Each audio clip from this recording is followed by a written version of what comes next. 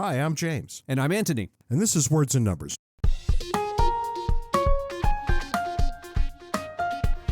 I will ask the time-honored question, what's new and exciting in your world this weekend? Janet Yellen was quoted in the news just a couple days ago. She said, I saw this. This is actually fascinating. and I quote, "I was wrong about the path inflation would take." And then she goes on to talk about we're experiencing inflation that she did not anticipate. And interestingly, she did something that I've seen so many politicians do. She went on and talked about, which is correct, supply chain issues as being contributors to inflation. The Biden administration loves alternate explanations for inflation. They love them. Now, supply chain issues, I'll agree, are a contributing factor. I don't think they're nearly the major contributing factor, but they are a contributing factor. What she did not mention, correctly so, which politicians do mention, is corporate profits. That has nothing to do with inflation.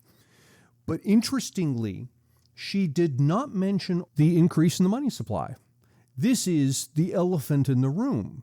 The Federal Reserve has increased the money supply over the past several quarters as much as it did over the past several years. And this is the thing that contributes to inflation. So in the back of your mind, you can think of inflation, roughly speaking, as the growth rate in the money supply minus the growth rate in the economy. You and I have said before that the reason we didn't see inflation up until recently being September of 2021, is that the inflation was hiding in financial markets. That's the phrase that we used. Yeah. If you want to unpack that, what I argue was happening is the Federal Reserve was printing this money, and the money was not going into goods and services markets. Rather, people were parking it in financial markets. And this had the effect of causing stock prices to rise. Now, stock prices are not included in inflation calculations. So when we go to calculate inflation, you see, well, there's no inflation going on here. But on the other hand, the stock market's up, and that's great news. And we argued at the time, and this would have been going on a year ago, that when things calm down and people start to move that money out of financial markets into goods and services markets, you'll see two things happen. One, the stock market will top out, and two, you'll start to see some serious inflation. And lo and behold, in September 2021, we got exactly both of those things. Yeah, what do you know? Now, some of our listeners have taken issue with me on this topic, saying that, well, if you look at the data, you don't see a strong relationship between growth in the money supply and growth in inflation. I pulled a bunch of data, and I'm looking not at the relationship between money supply and inflation, but rather the relationship between money supply and inflation combined with the growth in stock prices. In other words, I'm asking the question, if we recalculated inflation to include stock prices, would we then see the proper relationship that as the money supply rises, you see this quasi-inflation metric rise as well? And lo and behold, that's exactly what you see. In fact, it's a 1-to-1 correspondence.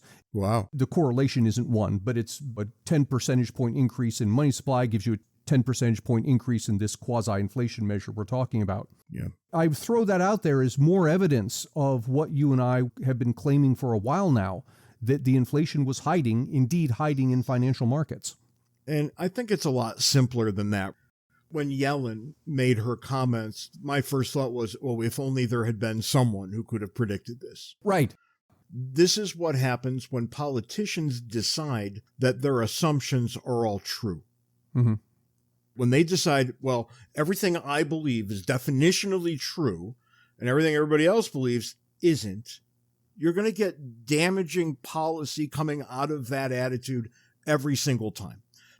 You and I made this deal years ago that we go with the data. If it contradicts what we want, what we think, what we believe, that we go with the data because every position needs to be defended. And if you can't defend it, you can't keep it.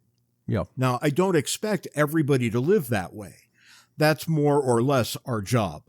But I do expect people to at least give some look at the other side of an argument. Well, who was it? I want to say it's Thomas Sowell, although it may have been Ludwig von Mises, who said, and I paraphrase badly, that you cannot convince someone of something when their livelihood depends on them not understanding it. I think that's part of what's going on here. Janet Yellen was Federal Reserve Chair, and now she's Secretary of the Treasury. She's steeped in institutions whose existence requires that there not be a strict relationship between inflation and the money supply. I want to talk about one of the chapters in our book, Cooperation and Coercion, the gun chapter. When we wrote that chapter, I was convinced that my pro-gun in every instance attitude was exactly correct. Mm-hmm. Well, after writing that chapter, I'm not so sure it is. Now, notice what I said. I said, I'm not so sure. There are a host of other opinions that might be at least as correct as the one I had, but I have to go where the data takes me. And the data took us in that chapter nowhere. After examining the data from every possible side, you and I concluded, and I think rightly, that there's almost nothing that we can conclude from this. Right. In fact, the only thing that stood out was the relationship between gun ownership and suicides. Yeah, imagine that. But with homicides, there was no relationship there. If we're just looking at the data and you want to derive some policy out of it, I don't think you can. And I think this is where you've talked many times about intellectual humility. Humility, that's right. This is where intellectual humility becomes so important. If your goal is simply self-aggrandizement, go ahead and say what you want. But if your goal is to actually help make the world a better place or to come to know the truth better, whatever that is, you've got to be open-minded about these things. Look at the data and follow it where it goes. When you and I are in public and we're getting peppered with questions, my answer to questions, I give the best answer I can, and then you work your way down from there. And almost every time, the last thing I say is, so I really don't know. Right, yeah. I know a lot, but I don't know everything. And if you don't know everything, you might not know the one thing that you really need to know. It's funny you say that, because when I was younger and I had my sights on getting a PhD, I often thought to myself, well, I want this degree so that I know everything about something. And good luck to you. After I get it, I look back and I say, no, what the degree really did was to show me all the things I don't know. And you can shave off a little corner of the intellectual world and work for 40 years on it and arrive at no conclusion. Yeah. It's not exactly what we would think is the dream job. But we see this inflation now. People should have known that it would be coming. My knee-jerk reaction, if anyone's interested, is I think we're in for at least 5% inflation for the foreseeable future. And that is until we get to a point that politicians actually are delivering balanced budgets. That's never going to happen. And you see, this is the thing that nobody in government wants to talk about, is that the root cause of this, we talk about the increase in the money supply causing inflation, but the money supply is increasing because the Federal Reserve is having to pay for the budget deficits. That's right. And we've got 535 members right up there in Capitol Hill, and they're out spending like a pack of drunken sailors. Yeah. And as long as that's true, this will keep happening. Yep. And that will always be true, so this will always keep happening. We are heading to Venezuela. The United States dollar will become utterly worthless as a result of all of this nonsense right here. And here we have a bit of a disagreement. I don't think it goes that bad. I think people, and you start to see it now, they get to a point that they've had enough and they want answers, they want solutions. And at that point, somebody's going to stand up and say, look, the real problem here is government spending. We're going to have to balance the budget. I don't think any of that is true, because when I look out my window, all I see are people saying, see, you should have voted for Trump after all. And this is not an argument. Yeah, because if you had voted for Trump, if you had won, we would be having this exact same conversation. No matter which party is in power, this is the answer you're going to get. And as long as that's true, you best hold on real hard. And notice something interesting. The two parties are very happy for us to do exactly what we're doing. Yeah. One group say, well, the problem is we didn't elect Trump. Had we elected Trump, things would be different. So next election, we elect Trump. And then they say, well, the problem is you didn't elect Biden. If you'd elected Biden, we wouldn't have this problem. In the next election, they elect Biden. And it goes back and forth. The politicians can use this so long as the problem persists. They can use it election cycle after election cycle. And I want to talk about our neighbors to the north. What have the Canadians done? They did a phenomenally smart thing. Canada has temporarily decriminalized some drug possession to tackle the abuse problem that they've got. Huh. And they've decided that MDMA, opiates, not going to be prosecuted anymore. What did we know from Portugal's experiment, right? Because Portugal is an absolute experiment. Right. Nobody had the first idea what was going to happen when they decriminalized all drugs in Portugal. And they decided they were going to look at that as a medical issue and not a crime issue. Right. And by almost every account, this has been an unmitigated success.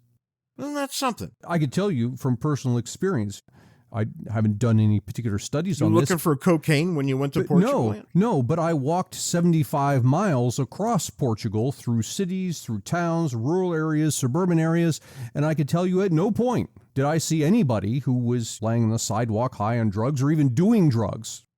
Life was going on there in the exact same way that I would expect to find it going on here if I walked 75 miles across the state. Isn't that something? Yeah. And the Canadians, good on them. But they say it's temporary. Yeah, and I think that provides the politicians just enough cover. Well, it's interesting because I suggest there's an unintended consequence that's going to arise from this. And that is, by saying it's temporary, they're going to encourage a bunch of people who wouldn't have tried the drugs otherwise to run out and try them. Because, yeah, you know what? Let's do this while it's legal. Yeah, keep in mind, you can't go down to the local CVS and pick some up. It doesn't change what you have to do to get the drugs. It just changes what happens to you if you get caught with them. They have a minister of mental health and addictions. Her name is Sheila Malcolmson. She says the same thing that you would find in Portugal. Substance abuse is a public health issue, not a criminal one. Yeah. That's absolutely fantastic. If you can take the criminal element out of the drug trade, which is what happens when these things happen, then you take crime generally out of not only the drug trade, but everywhere near the drug trade. Right. So if you're living in a shitty apartment complex somewhere and everybody's selling drugs in the courtyard, well, they don't have to do that anymore. And you think we would have learned this from Prohibition. You would think. Because when alcohol was illegal, what did you have? You had the mob involved with it. You had shootings, people killed because they're trying to sell alcohol at the wrong place. Yep. Legalize it, that all goes away. Marijuana is now legal, I think, in 32 states and D.C. Yeah. And what we find everywhere we look is that life goes on. People who want marijuana, they get it at a pretty good price. Mostly speaking, California has, of course, screwed this up too. But most every place else has a burgeoning weed market. And it seems to be making everybody happy, both on the seller and the buyer side. Let's just keep right on going and figure out if there is even an outer limit here. I don't think there is. I think people are more than capable of making these sorts of decisions for themselves. There will always be anecdotes that people will point to and say, see, this is why we can't do it. Yeah, and I think that's the ultimate question. Are we adults or are we not? If we're adults, we make decisions for ourselves. And you might disagree with the decision I make, but if the decision only involves me, so what? I want to stay right up in Canada with the foolishness of the week. Justin Trudeau, see if you can find the flaw in the logic. Trudeau points to U.S. gun violence and vows to freeze handgun sales in Canada. Quote, this is about freedom, unquote. Wow. All kinds of problems here. I don't even know where to start there. We're just in the headline and we're so far past stupid, I don't know what to say about this. First, why would he have anything to say about a foreign country's policies? Doesn't matter to him. Well, more than that, why would he think that his policy is going to have any effect on gun violence in the U.S.? He thinks it's going to have some sort of impact in Canada. But Canada doesn't have a problem. Oh, come on. This is Justin Trudeau. He can always find a problem. I saw this number recently, 237 gun deaths last year in Canada. But how many of those were suicides? Yeah, that I don't know. Yeah, and I don't know how Canada counts these things either. Right. But, look, what the hell is he talking about, right?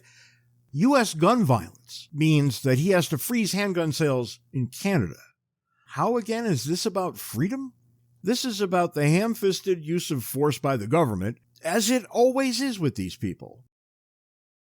To get more Ant and James, buy a copy of our excellent book, Cooperation and Coercion. You can find the paper and electronic versions on Amazon and the audio version on Audible.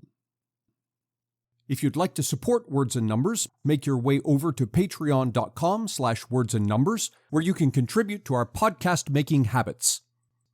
If you'd like to schedule us to come speak at your event, be it corporate or educational, or have James officiate at your wedding, send us an email at wordsandnumberspodcast@gmail.com. James, you had reason recently, actually you've had reason for some time, to get hold of some serious pain medication. Yeah. You've been having problems getting hold of this, which has got me thinking about pain medication, drugs, this sort of thing. And it occurred to me that there is an unintended consequence of our drug war that completely slipped under my radar in all of my years of thinking about the drug war. Right. And that's your case. That is, when we declare war on drugs, yes, we make it harder for drug users to get hold of drugs, but we also make it harder for people who actually have legitimate need of them to get hold of them. It's really astonishing how difficult it's become.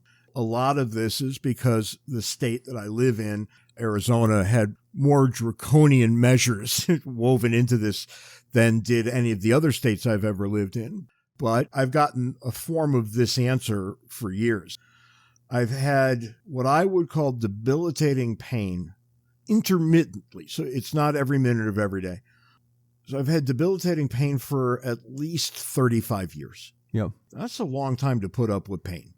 That's lower back pain. But then I get a rip-snorting case of neuropathy, which is so painful when it hits that I'm incapacitated.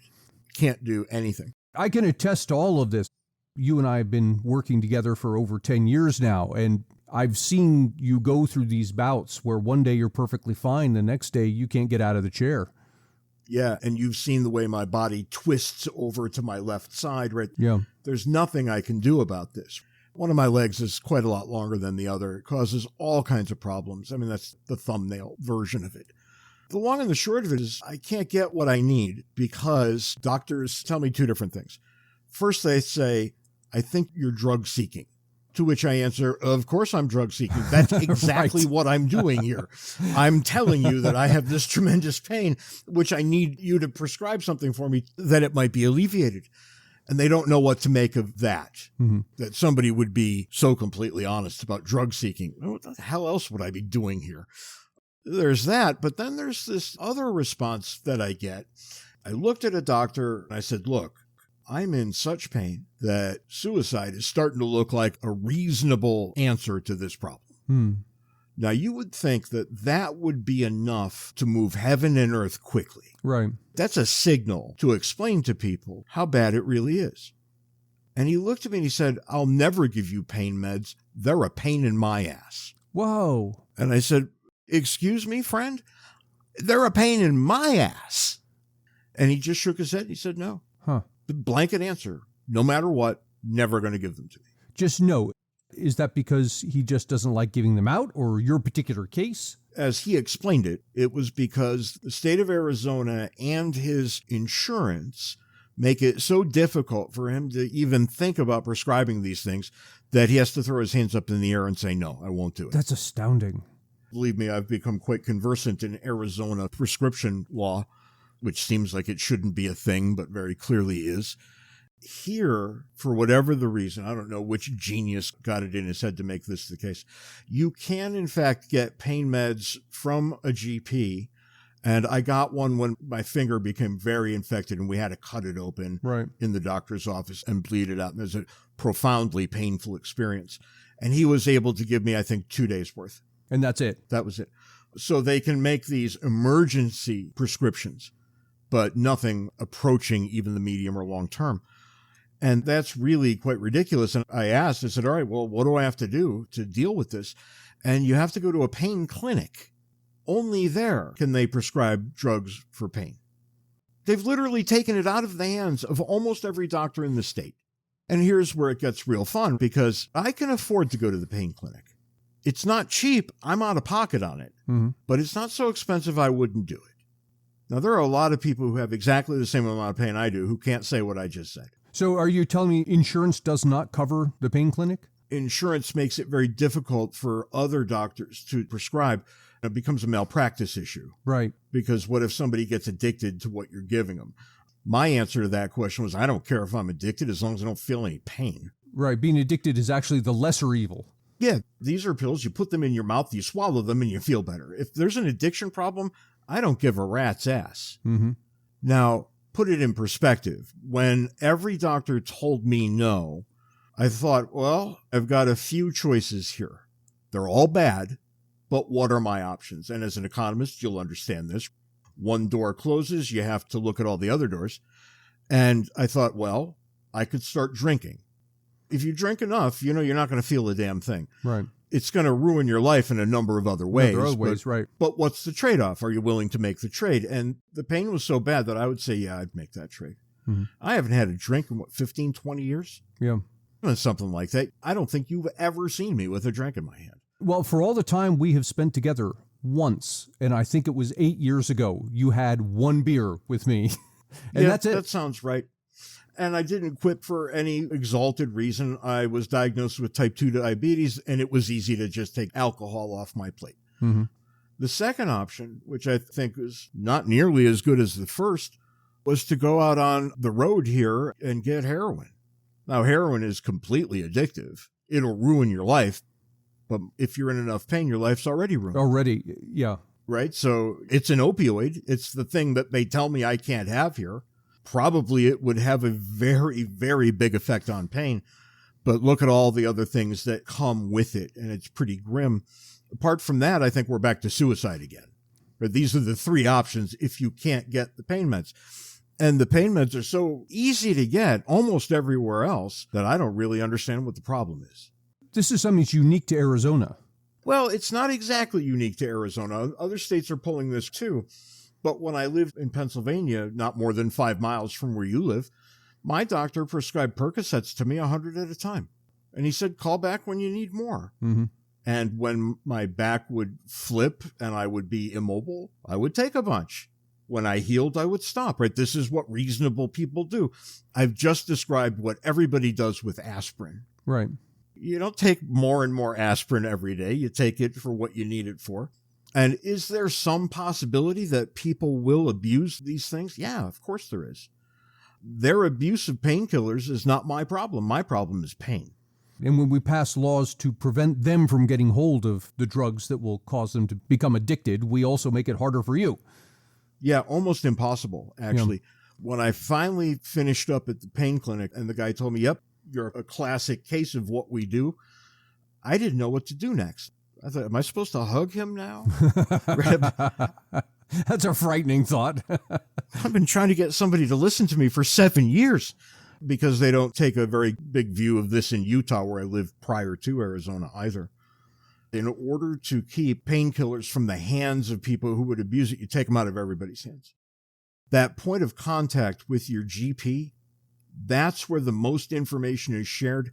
That's where people know what's best for you because you're there and your doctor is there. And the two of you are supposed to be able to converse about what your needs are. And the legislature said, nope, that's not for you. And that was the end of the story. I don't understand how people can live with themselves if that's their goal.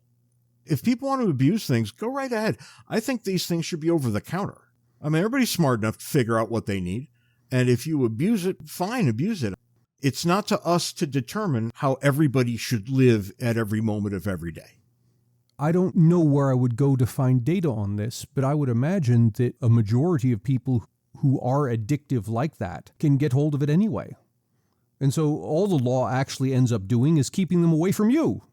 I mean, that's always right, isn't it? It's always the law-abiding people who get screwed over by these blanket laws. Yeah. You would think that were I a medical doctor and somebody came limping into my office and I had a prescription pad and I knew what would help, I would just give it to them. Sorry, here you go. Call if you need more. And there's really none of that where we are now. Our governor, Doug Ducey, did sign a bill about 2 weeks ago. He signed it like 3 days before I went to the pain clinic, which might have had a bearing on what happened to me there. But he finally signed off on a bill that will allow doctors to prescribe for people with chronic pain. So if you're in a busload of pain and you're going to be for the rest of your days, different rules apply to you, which I think is very, very reasonable. Sure. Now, he had signed that before I went to my GP, who told me it was too big a pain in his ass. That's an emphatic answer that I don't like, but I could always go find a new doctor, I guess. So where do we go from here is the interesting question. I think it's probably time to start asking serious questions about what the federal government is doing with drugs at all. We should look at what the states are doing, because I think almost all of these things are not under the purview of government, rightly speaking. Government frequently takes things under its control. That doesn't mean it should be there. And I can't make a single positive case for why drugs of any kind are a federal issue. And if everybody's out there wincing at what I just said, think about what we now see with marijuana. Life goes on the exact same way.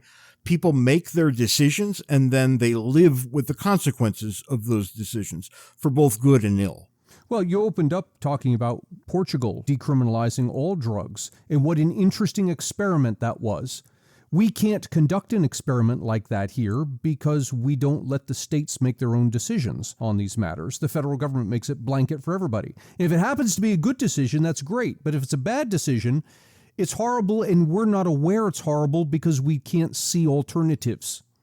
I think that's right. And the very, very interesting thing here is to actually think about marijuana, because now we do have experiments.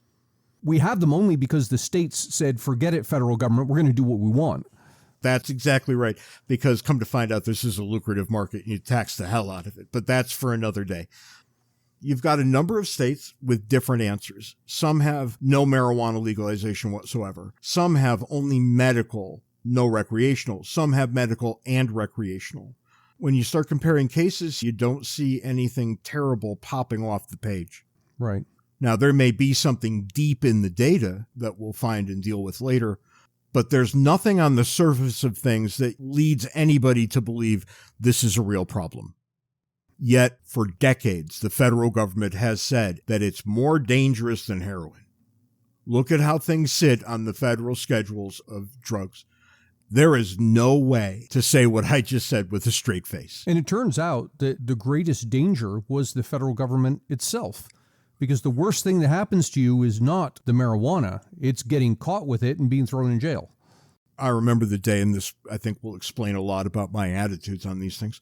We were having dinner, and my oldest daughter said, "What would you do if you found marijuana in my room?" And I said, "When's the last time I've been in your room? I never go there. That's your space." And she said, "Yeah, I guess that's right. But what would you do if you found it?" And I said, "I would smoke it all." And she thought that was kind of funny. And I said, if you're really interested, there's some right over there. And I pointed right at my humidor where I kept a small bottle of weed. All of the children looked at it, and nobody ever asked about it again. They never touched it. They never wanted it. Right. You demystify these things, and you find that people behave in very, very predictable ways. Yeah, they make reasonable choices. They really do. Those that don't make reasonable choices, well, they weren't going to make reasonable choices anyway, regardless of what your laws are. That's exactly right. And I took it as a given that they were raised reasonably well, that was the outcome of this discussion. After I said it, they never bothered with it again, right? It was not funny anymore. Now, do I think they've ever tried it? Yeah, probably. I think the oldest one, maybe. Do I care? No, not especially. I would far rather see anybody dealing with weed than with whiskey. Think about the unintended consequences of prohibition that way. The whiskeys of the world bring out the worst in people. And if we're going to ban anything, we should start there, I suspect. That's all the time we've got this week. I guess people can say I'll go over to the house and find James's humidor and take all his weed, but alas, I don't have any anymore. That ship has sailed. Between now and next week, you can find me and Ant on Twitter. Handles are in the show notes. You can send us email, wordsandnumberspodcast@gmail.com. Yep, you can do that. I wish you wouldn't, but you can. And for crying out loud, be nice to each other. Think of yourself as a weed smoker, because the weed smokers are never bad people. They're always happy. They might be quite useless, but they're happy enough. They tend to be nice to each other, and you should too. So, Ant, have a great week. See you next week, James.